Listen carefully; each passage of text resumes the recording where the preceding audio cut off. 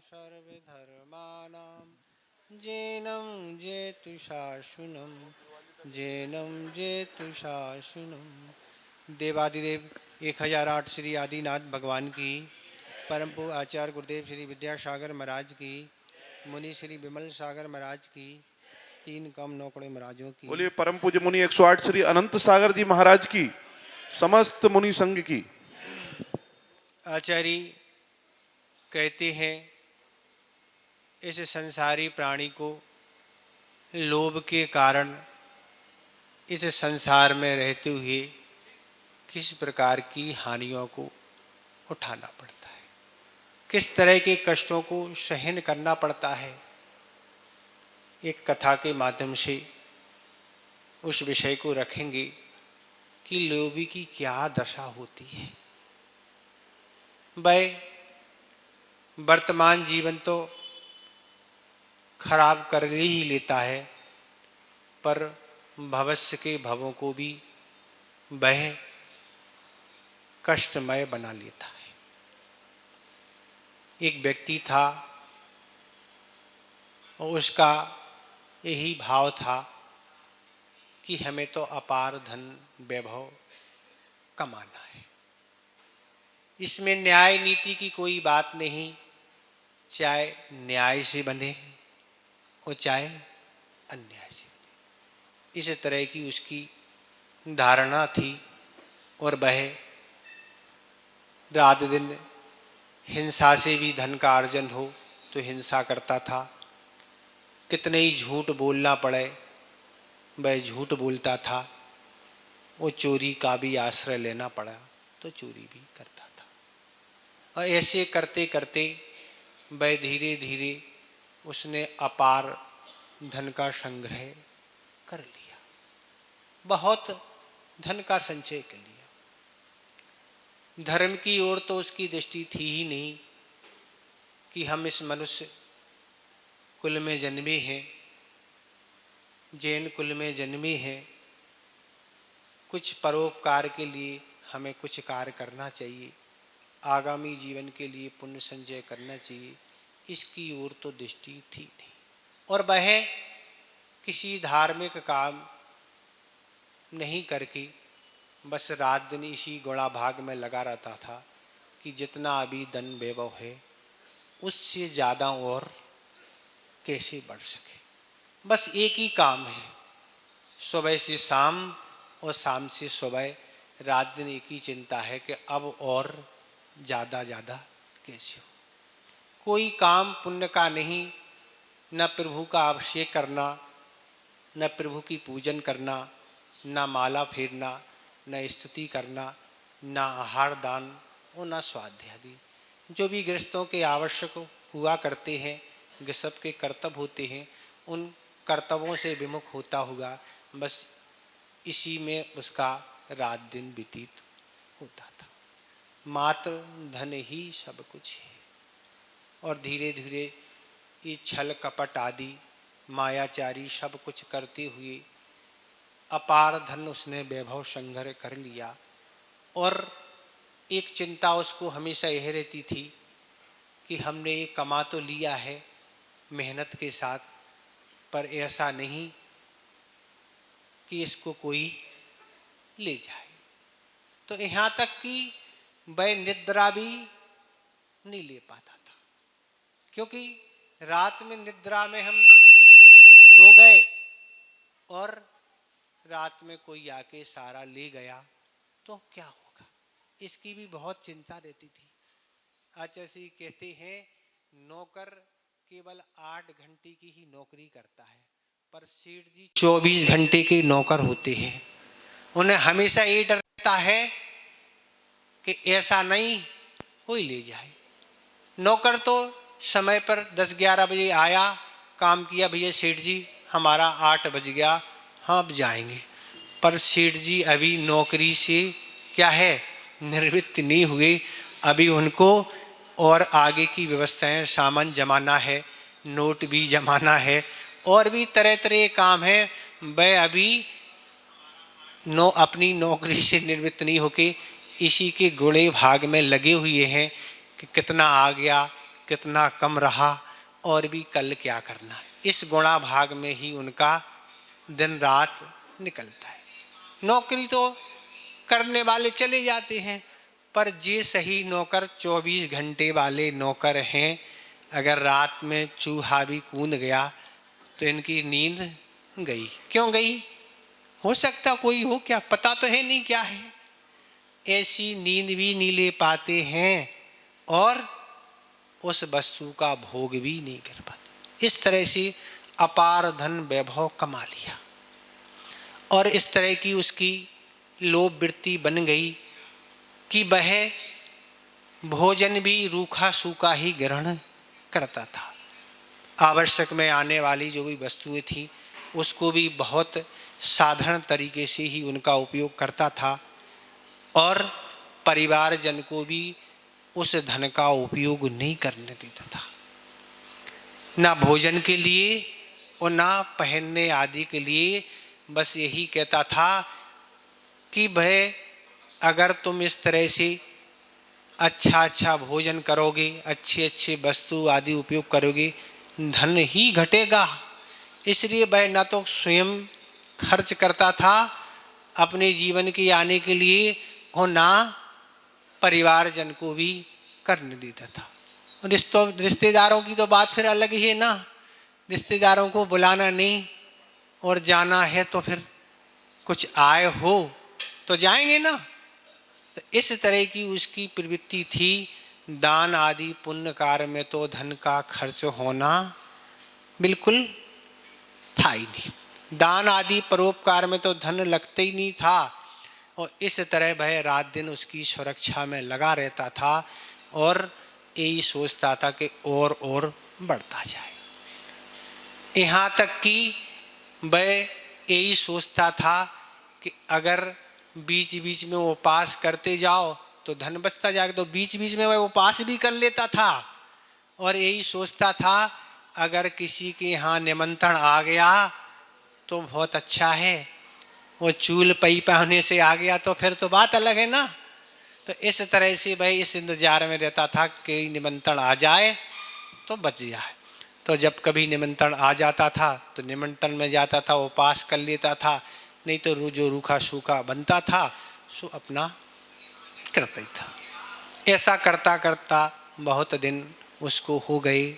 उसी नगर में एक व्यक्ति था और उस व्यक्ति ने सोचा कितनी इसकी लोभ प्रवृत्ति है, कितना अपार धन इसके पास है, कुछ पता नहीं इस नगर में इसके समान तो कोई सेठ है ही नहीं, बहुत धन वैभव है पर इसकी वृत्ति लोभ है।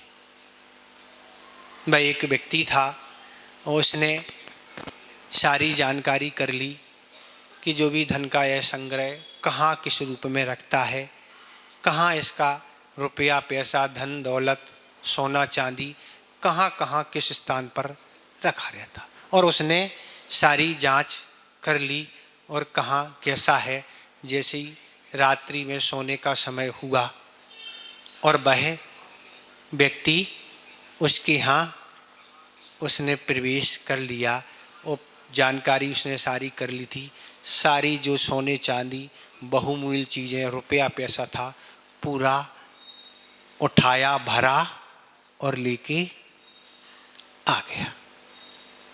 जब सुबह जी रात में सो गए थे, जब सुबह उठ के देखा जो बहुमूल्य वस्तु सारी रखी हुई थी कहाँ है कोई पता नहीं।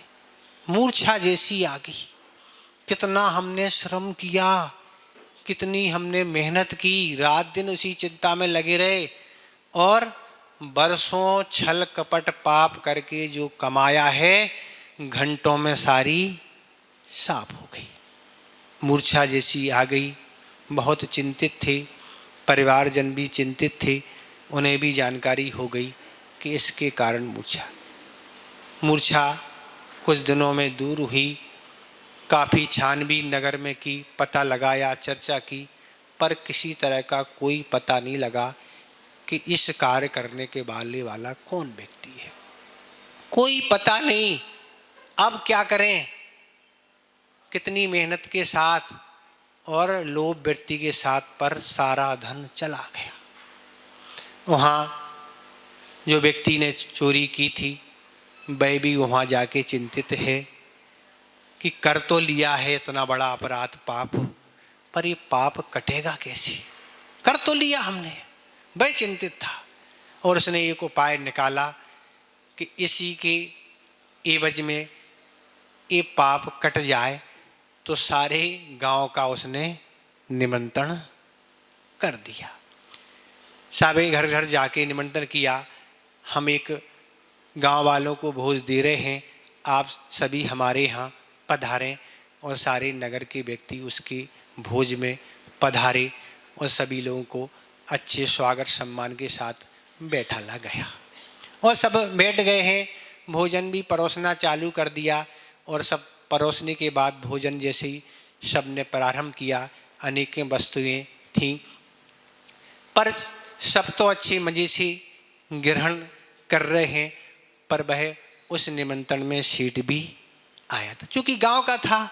और जैसे ही उस सेठ ने पहले ही गिलास मुख में डाला और वो अंदर नहीं जा रहा और वह वापस बाहर आ रहा।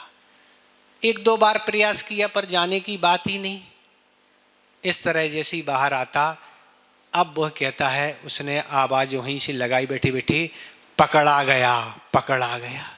क्या हो गया, इसको पागल हो गया क्या? क्या हो गया भैया तुम्हें? अच्छी से निमंत्रण किया है तुम्हारा, अच्छे से भोजन करो ना। अरे भैया पकड़ा गया, क्या पकड़ा गया, पागल हो गया क्या? नहीं, पागल नहीं हो गए, इसी ने हमारे यहाँ चोरी की है, ये पक्का है।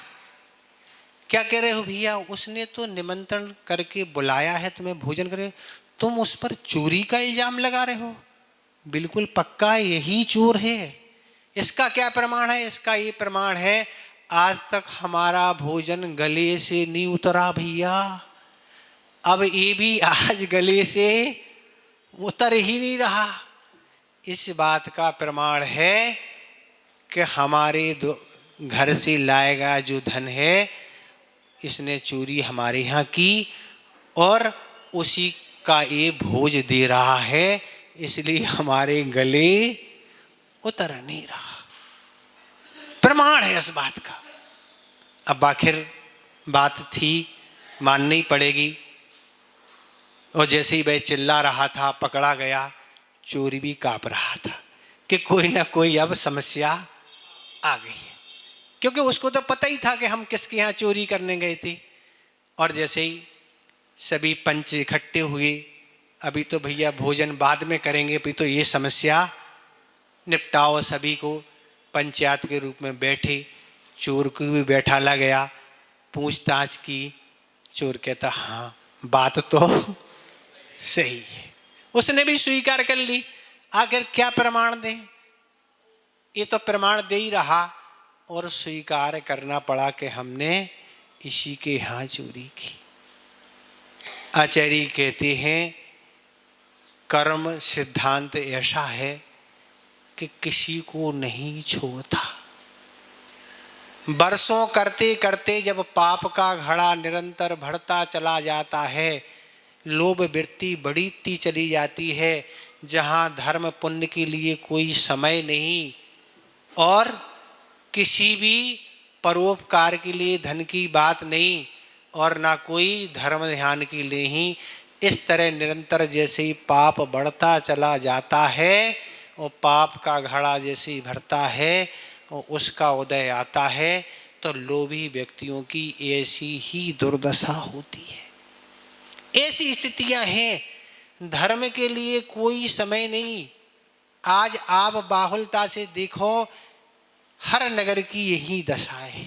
भोपाल की बात नहीं, चाहे भोपाल हो चाहे बोई हो, पुण्य करने वाले व्यक्ति तो सीमित हैं, जिन्हें वस्तुतः संतोष है। क्योंकि गृहस्थ है और गृहस्थ के लिए धन की आवश्यकता है, बिना धन के गृहस्थ का जीवन यापन नहीं हो सकता।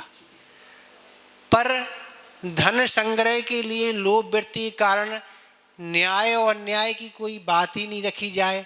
छल कपट चोरी आदि इनका भी ध्यान नहीं रख के रात दिन अगर हम उसी में लगे रहेंगे तो आचार्य कहते हैं वर्तमान तो खराब होगा ही, भविष्य में भी जो पाप का संचय होगा उसके फलस्वरूप वह भी दुर्गति के लिए कारण बनेगा। ये पक्का है। क्यों?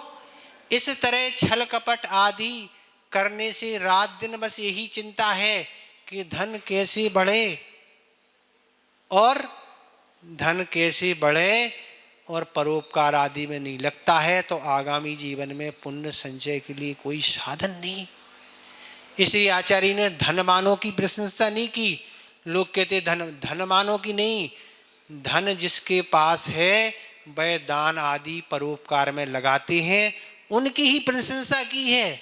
धन बुरा नहीं है, अपन के धन बुरा नहीं है, पर धन क्या है?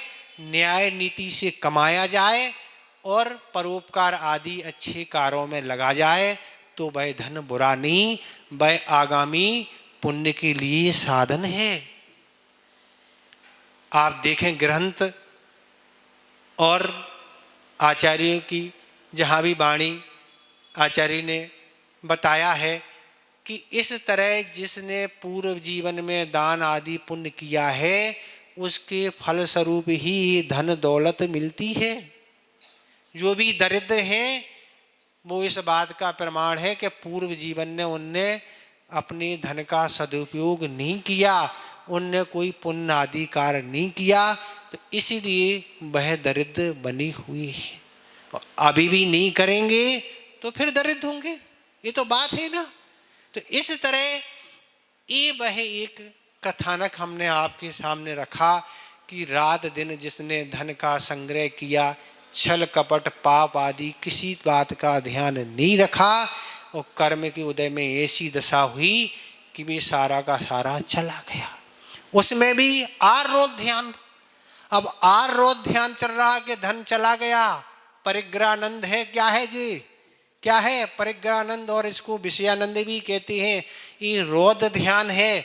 और अगर इस समय रोध ध्यान करते समय आयु का बंध हो गया तो क्या है? खोटी ही आयु का बंध होगा, अच्छी आयु का बंध होने वाला नहीं है। क्यों? परिणाम इस तरह के बने हुए हैं।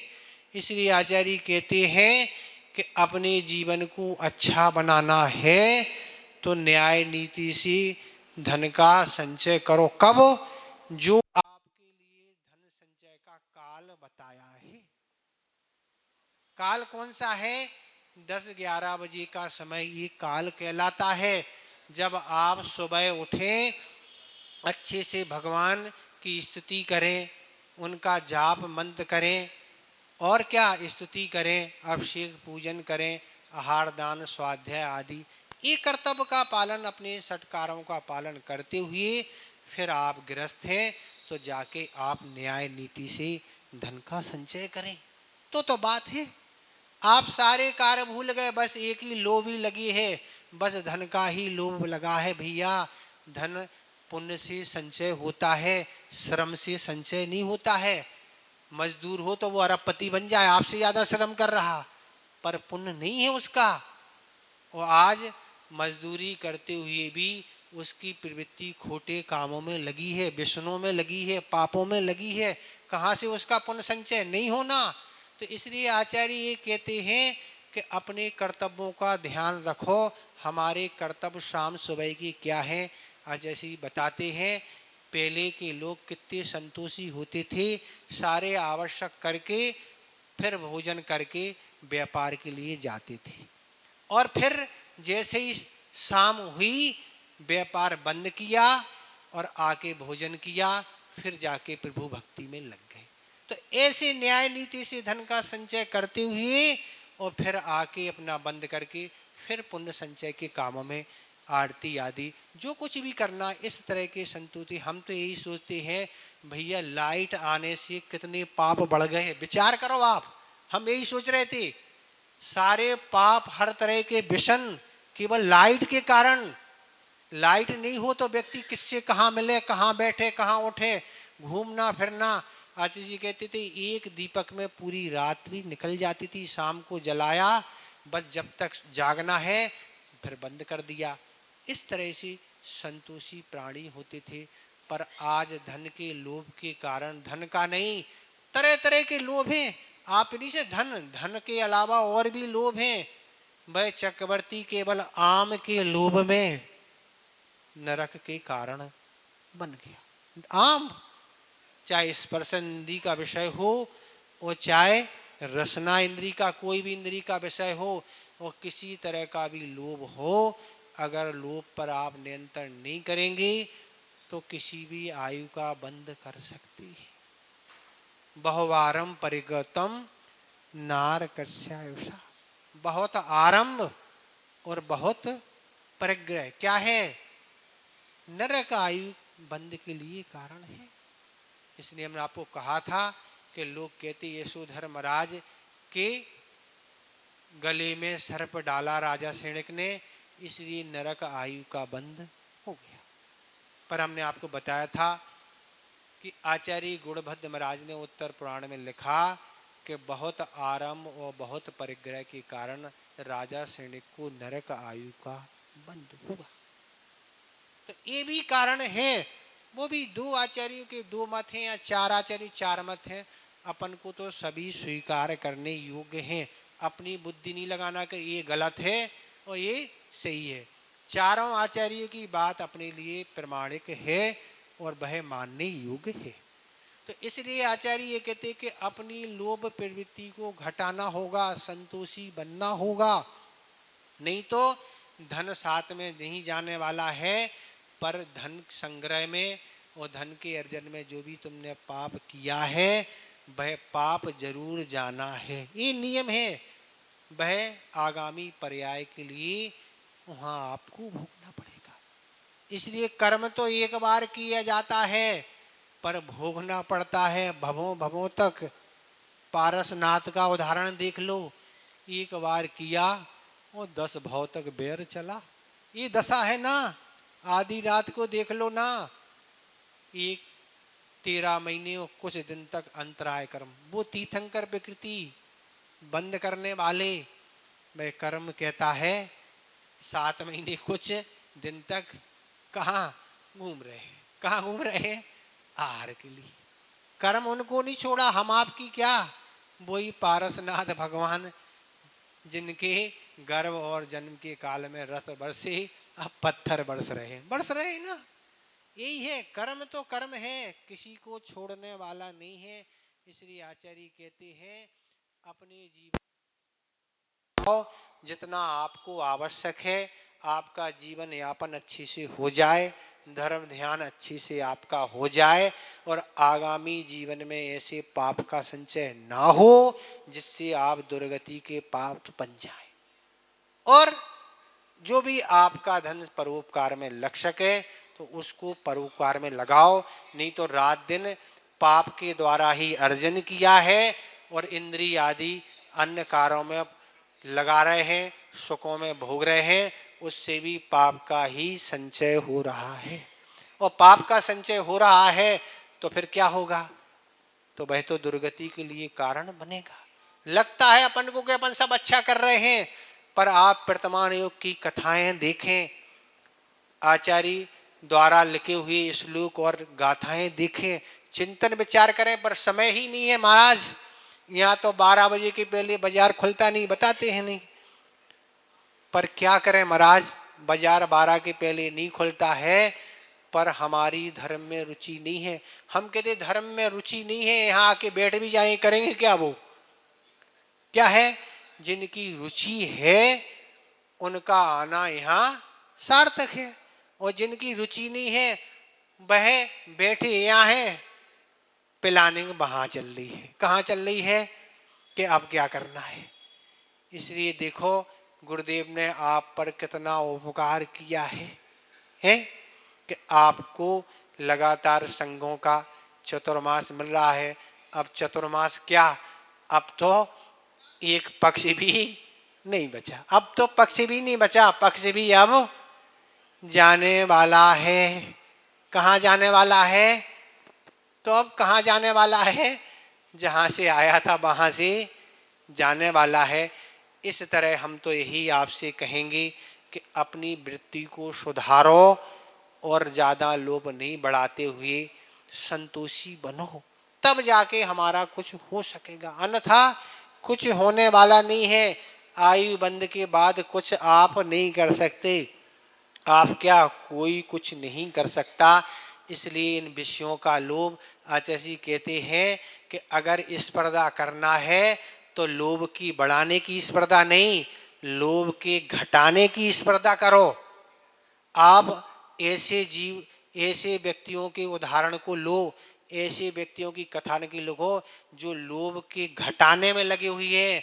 ऐसे लोगों के प्रसंग कथाएं नहीं सुनो जो लोभ बढ़ाने में लगे हैं। भैया 5 मंजिल, 6 मंजिल, 7 मंजिल, 1 मकान, 2 मकान, कितने मकान, जितने भी बढ़ जाए महाराज, तो इस तरह आपका मान ही बढ़ेगा। नहीं हमारे कितने, भैया हमारे पास तो छोटा मकान, हमारे पास तो कितना है, बड़ा वाला मकान, कितना, 10 फ्लोर का है, बहुत कमरे हैं, बहुत लंबाई चौड़ाई है। तो आचार्य जी कहते हैं घर को आचार्य ने जेल कहा है, उसके पास तो छोटी जेल है, तुम्हारे पास बड़ी जेल है। तो बड़ा कैदी बड़ा जेल में रखा जाता है, आप बड़े कैदी हैं, आप छोटी कैदी नहीं हैं।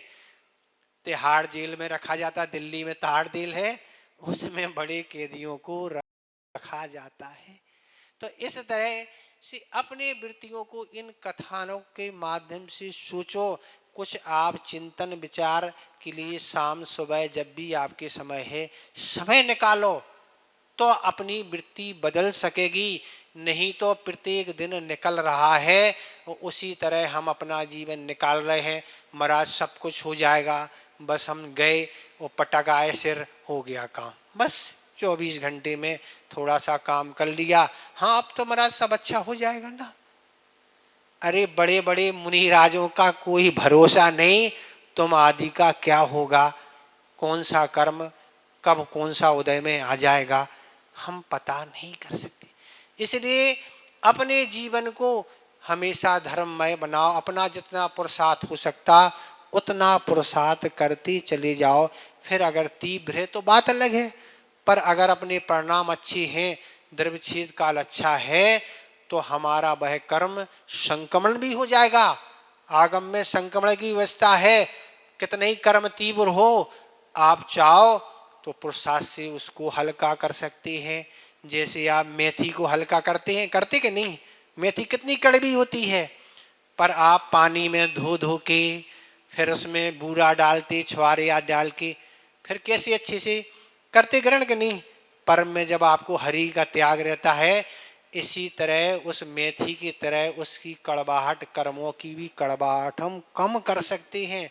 किससे, अपने परिणामों के माध्यम से, अपने भावों के माध्यम से। इस तरह वृत्ति हम रखेंगे तो अच्छा होगा। नहीं तो क्या है, ये जीवन यूं जा रहा है, हम सोच रहे हैं अब थोड़ा और इकट्ठा कर लें, थोड़ा और कर लें, फिर सोचेंगे। पर आयु का कोई निश्चित काल नहीं है, कभी भी वह आयु बंद हो सकता है और कभी भी अकाल मरण हो सकता है, कोई भरोसा नहीं, एक क्षण का भी भरोसा नहीं। अकाल मरण होगा और तुरंत जाना होगा, बस और गाड़ियां नहीं है कि आप हाथ देंगे तो रुक जाएगी। आयु कर्म जैसे ही बंद होगा फिर तो निश्चित हो गया कि उस पर्याय में आपको जाना पड़ेगा, और अकाल मरण हो गया अर्थात पूरी आयु तुरंत समाप्त हो जाएगी और आपको तुरंत इमीडिएट, तुरंत जिस आयु का बंद किया वहां जाना होगा। इसलिए लोभी की वृत्ति आप देखो कितनी बढ़ रही है, रात दिन स्पर्धा यही चल रही है कि उसके पास इतना है और हमारे पास इतना कम है, तो इसलिए क्या है, और बढ़ाना चाहिए। ऐसे लोग होते हैं ना। पर अनेक लोग ये भी सोचते हैं, अनेक जो लोग होते हैं वो कहते हैं कि भैया इनके पास क्या है, ज्यादा है, हमारे पास कम है। पर स्पर्धा करो तो इस बात की स्पर्धा करो कि हमारे पास क्या है, धर्म हम कम कर रहे हैं और दूसरे लोग धर्म ज्यादा करते हैं, इसलिए हमें स्पर्धा करके और धर्म ज़्यादा करना चाहिए। हमारे पास पुण्य के साधन कम हैं, इसलिए हमें पुण्य के साधन बढ़ाना चाहिए। इस तरह की स्पर्धा करेंगे तो काम होगा, अन्यथा तो यूं जीवन जा रहा है। तो ऐसे अनेक आपके कथानक मिलेंगे। तो इस तरह से लोभ की अनेक बातें हो सकती हैं, अनेक प्रकार का लोभ हो सकता है। सभी प्रकार के लोभों से बचना है, तब जाके हमारा जीवन बचेगा। हम सोच रहे हम तो सब कुछ अच्छा अच्छा करते जा रहे हैं, भैया रिजल्ट खुलता है, छात्र तो हमेशा यही कहता है आज हम पेपर दे के आए 100 नंबर का, बिल्कुल आके हमने जांच लिया कितने 90 नंबर आने वाले हैं। कितना कह रहा वो अपने छात्र मित्र से, नंबर आना है 90, बिल्कुल हमने सही सही लिखा है। पर रिजल्ट जिस दिन खुलता है पता पड़ती है 22 नंबर आए हैं। कहाँ आए भाई, क्यों कट गए? जो पूछा था वो तो तुमने लिखे ही नहीं जिस प्रकार उत्तर देना चाहिए। इसी तरह आचार्य कहते हैं भली तुम्हें यहाँ लग रहा है हम बहुत अच्छा सब काम कर रहे हैं, पूजन भी कर रहे हैं, अभिषेक भी कर रहे हैं, ये भी कर रहे हैं, वो भी कर रहे हैं, पर किस लिए कर रहे हैं? कि हमारा नाम रोशन हो जाए, लोग हमारी प्रशंसा करें, ये नहीं। पर आचार्य कहते धर्म का काम यही है कि हे भगवान कर्मों का क्षय हो। क्या है? जिन गुण संपत्ति हो मध्यम, भगवान हमें और कुछ नहीं चाहिए। जो संपत्ति गुण रूपी आपने प्राप्त की है बस वो हमें प्राप्त हो जाए, हमें और कुछ नहीं मांग रहे, हम कुछ नहीं ये मांग रहे। तो इस तरह की भावना अगर होगी तो पुण्य का संचय होगा। किस उद्देश्य से कार्य किया जाता इस पर डिपेंड है पुण्य। उद्देश्य अगर गलत है तो नहीं हो पाएगा। इस तरह अपने जीवन को अच्छा बनाते चले जाओ तब तो होगा, नहीं तो एक एक दिन निकल रहे हैं और उसी मिली हुई आयु में से वह जीवन कम होता जा रहा है और हम प्रसन्न हो रहे हैं। हम इतनी उम्र हो गई है हमारी, हम भी इतने बड़े हो गए हैं। अरे बड़े होने से क्या, अगर तुमने अच्छा काम किया है उस जीवन में तो तुम्हारा सब काम वह अच्छा है, नहीं तो निकल जाएगा। इसलिए लोभ वृत्ति को निरंतर घटाना होगा। हम लोभ को पूर्ण रूप से समाप्त तो नहीं कर सकते, वह तो 10वें गुणस्थान में ही जाता है।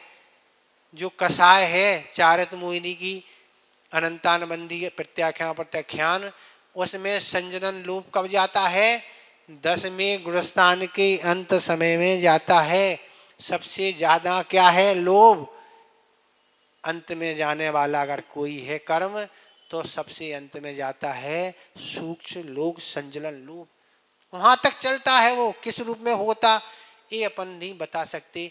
इसलिए उस लोभ को घटाने की स्पर्धा निरंतर करते चले जाओ, साधना करते जाओ, हमेशा ये विचार करते जाओ कि लोभ के कारण क्या क्या व्यक्तियों को हानि उठाना पड़ती है। एक से एक कथानक, एक से एक विषय आगम में आपको मिलेंगे। पर आप जब स्वाध्याय के प्रति रुचि जागृत करेंगे तब मिलेंगी। आपका स्वाध्याय अलग प्रकार का है नहीं, अब स्वाध्याय करने का स्टूडेंट आ गया है, उसी में लगे हैं ना, गाड़ी पर बैठा है, कहीं भी खड़े हैं, बस वही चालू रहता। कहाँ क्या समाचार, क्या समाचार आ गया, समाचार उससे लिया, फिर अपना समाचार दे दिया, तुरंत भेज दिया। इसी में कितने घंटे आपके निकल रहे हैं जो केवल खोटे ही काम हैं और पाप का ही संचय हो रहा है निरंतर। 7 कर्मों का बंध तो प्रत्येक समय होता है और आयु बंध का अगर कार रहा तो 8 कर्म का होता है, उदय तो 8 का चल ही रहा है। तो इसलिए अपनी उस खोटी प्रवृत्ति को बदलो। ये देखो कि हमारे जीवन में से जो है वह हम अपने 24 घंटे में कितने धर्म के लिए निकाल रहे हैं, जिसमें हमारा पुण्य संचय हो रहा, बाकी के तो लिए पापों में लगी है। ऐसे इसलिए सब आचार्य महाराज ने दया करके हम लोगों को भेज दिया। जब सुनाता तो हमें लगा कहाँ भोपाल में जाके करेंगे क्या ना, बहुत लगा क्या करें, पर गुरुदेव की आज्ञा थी, उनका उद्देश्य अच्छा था। आप लोगों ने कितना क्या लाभ उठाया और जितने दिन बचे उसमें क्या है, क्योंकि समय तो पे तो पूरी होने वाली चतुर्मास तक है। अब पे के साथ कुछ बोनस भी मिलता है, दीपावली मिलता नहीं। अब बोनस कितना क्या मिलता है वह भी गुरुदेव के ही ऊपर आधारित है, कैसा क्या होता है।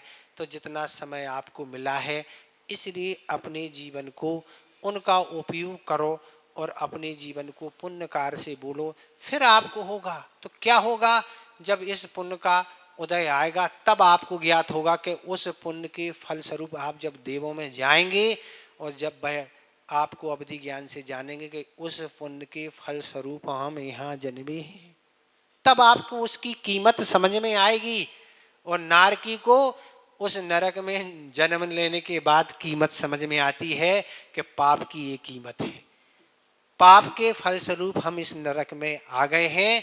रात दिन हमने लोभ के कारण खूब धन का संचय संग्रह किया, संरक्षण किया, उसी में लगे, उसके फलस्वरूप ते आ गए हैं और उसी में हम ये कष्ट की यातना। छोड़ो, यहाँ तो फिर भी एक आध मिनट के लिए, 2-4-10 मिनट के लिए कोई परेशानी आ जाए, सोचते हैं ये कब छूटेगा, ये क्या है, ये विपत्ति कब जाएगी।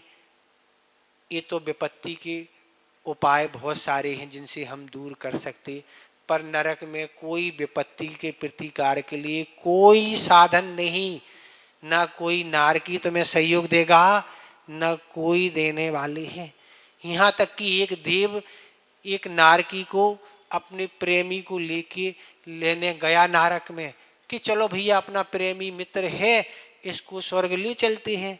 उसने अच्छे से बांधा बूंदा और जैसे ही चलने प्रारंभ हुआ वह मोम की तरह पिघल गया। बेकरी शरीर नहीं ले जा सकते, कहीं एक बिल से दूसरे बिल में नहीं जा सकते। दूसरी और बात कहाँ से क्या कहें, तो पुण्य की कीमत स्वर्गों में समझ में आएगी और पाप की कीमत समझ नरकों में आएगी। फिर कुछ नहीं हम कर सकते, अभी करने के लिए सारा वक्त है। इसलिए उस लोभ वृत्ति को घटाते हुए जितना आपको है सुख करते हैं। एक से एक संतोषी प्राणी हुए। एक कथानक है कैसे संतोषी है, हमें याद नहीं है कि आपको सुनाई है कि नहीं। एक दृष्टांत है, हमें याद नहीं है फिर भी आपको हम सुना देते हैं। एक व्यक्ति थे, बड़े संतोषी थे, बहुत संतोषी थे।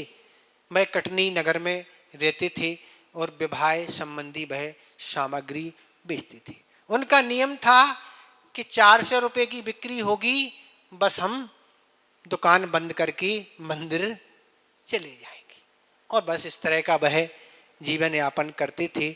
एक दिन एक व्यक्ति का विवाह संपन्न होना था। उसके परिवारजन वस्तु खरीदने गए और जैसे ही उसने सारी वस्तुएं निकाल ली, जैसे ही लिस्ट बनाई, हाँ भैया आप ये सामान हमें लेना है, इसका कितना पैसा हुआ। तो जैसे ही लिस्ट बनाई, वो कहता 1000, वो कहता 700 रुपये कुछ हो गए। तो भैया ये हो गए हैं, ये पैसे निकाल के दिए भैया सामान ले। नहीं, वो कहता हम नहीं देंगे, हमारा 400 का नियम है ना, हम तो आज 400 ही का देंगे, बाकी कल मिलेगा। और बस घंटे 2 घंटे दुकान खोलते हुए थे। वो कहता हम भैया तुम कैसे दुकान, हाँ ऐसे ही है, तुम्हें लेना हो तो लो, जाना हो तो जाओ, हम नहीं देंगे। और 400 रुपये का उसने सामान लिया और वो कहता जय जिनेंद्र भैया आपने हमें जल्दी फ्री कर दिया, मंदिर जाना, अब कहाँ जाना है। और वह मंदिर चला गया। अगले दिन वह फिर दुकान जिस समय खुला थी खोली। ग्राहक तो आगे पहले ही से बैठा था दुकान के बाहर, उसने 300 कुछ का और दिया। हाँ भैया जय जिनेंद्र, आज तो और जल्दी तुमने हमें फ्री कर दिया, हम अच्छे से धर्मदान। ऐसे लोग भी संतोषी हैं।